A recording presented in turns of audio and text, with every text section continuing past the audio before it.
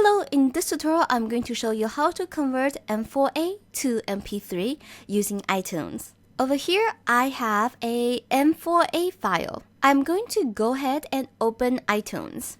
When you open iTunes, if you're not in Music already, then click on this selection button right here and then choose Music.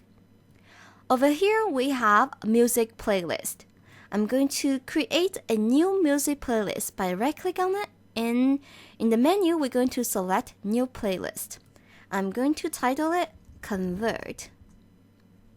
Now we're going to click on this. And then I'm going to drag and drop this media file into my iTunes. Then left click on it this way, this file is selected. Then here's the fun part. We are going to click on File. And down here, you will see a Convert.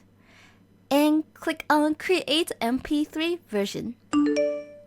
Once it's done, you will hear that the iPhone sound that I don't even know how to describe. Like that doo-doo-doo. That was awful. But anyways, you get the point, right? Now we need to locate the file, right? It's not in our original folder. So we're going to right-click on our file. And then click on Show in Windows Explorer.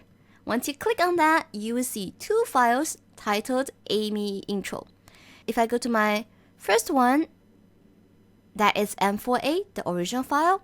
But then, if I go to my second file, same name, but now it's in MP3. That's all for this tutorial. I hope it's helpful. Thank you for watching. Bye!